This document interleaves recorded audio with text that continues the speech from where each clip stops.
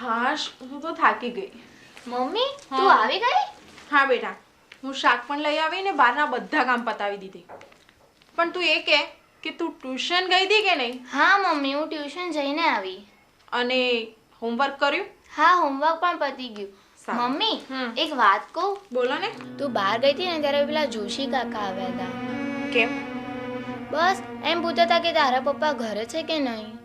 પણ તે કહ્યું નહીં કે આ સમયે તો તારા પપ્પા ઓફિસમાં હોય. હું તો એમને રોજ કહું છું, પણ જ્યારે જ્યારે તું કોઈ પણ કામ માટે કે શાક લેવા જાય છે ને ત્યારે આવી જ જાય છે અને એમ કહેવા માંડે છે અને પછી મને ગમે તેમ અડે છે, હાથ પકડે છે.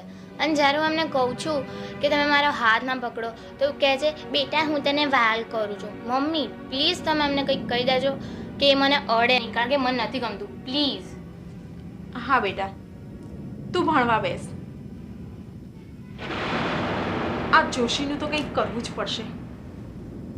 આજે એના પપ્પા આવે ને પછી વાત. હરિતા, હવે સમજાયું જાતીય સતામણી એટલે શું?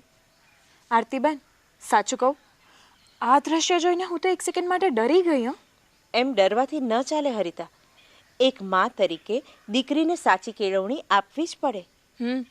પણ આ વિષય પર વધુ જાણવું જ પડશે. જેટલા પણ અભ્યાસો થયા છે એ સ્પષ્ટ બતાવે છે કે નાની ઉંમરની કિશોરીઓનું શોષણ એ સૌથી નજીકની ઓળખીતી વ્યક્તિ દ્વારા કરવામાં આવે છે. એટલે તમે જોતા હશો કે પિતાથી માંડીને કાકા સુધી, મામાથી માંડીને માસા સુધી, પડોશીથી માંડીને શિક્ષક સુધી, આ બધા જ જે લોકો છે એ લોકો ક્યારેક ને ક્યારેક આ પ્રકારના જાતીય શોષણમાં આવે છે. હવે એ ઉંમરની છોકરીને એવું થાય કે જે નજીકના ઓળખીતા માણસો તો મને કદાચ લાગણી બતાવતા હશે, પણ એ લાગણીના ઓઠા નીચે એ જાતીય શોષણ પણ આ દીકરીઓનું થતું હોય છે. આરતીબેન, આ બધું સાંભળીને જાતીય સતામણીની નાનામાં નાની વાતોની મને ખબર પડી ગઈ. આટલો ધ્યાનથી તો આપણે ક્યારે વિચાર જ નહોતો કર્યો.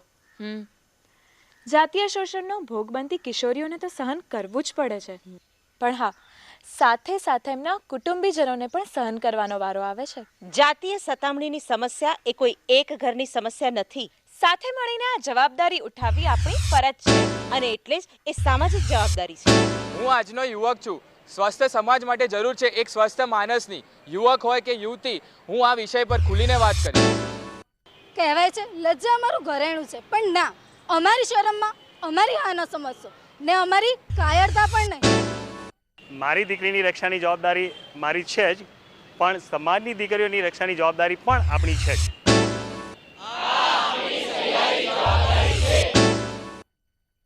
ગામડું હોય કે શહેર હોય, મીડિયાના એક્સપોઝરથી અને ભણવાથી ઘણા બધા ફેરબદલ આવી રહ્યા છે.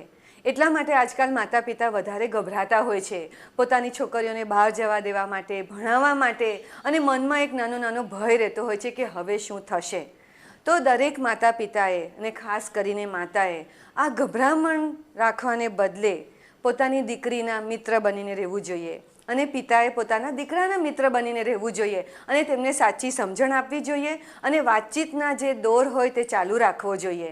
નહીં તો અંતર વધતું જશે અને છોકરાઓ તમારાથી વધારે છુપાવતા જશે કે પોતે શું કરે છે અને ક્યાં જાય છે. અને આ જ એવો સમય છે કે જો તમે છોકરીઓને બહાર નહીં જવા દો, ભણવા નહીં દો, તો પોતાના પગ ઉપર કેવી રીતે ઊભી રહેશે. અને આજના જમાનામાં એ પણ અગત્યનું બની ગયું છે કે દરેક સ્ત્રી આર્થિક રીતે પોતે પણ સ્વનિર્ભર બને.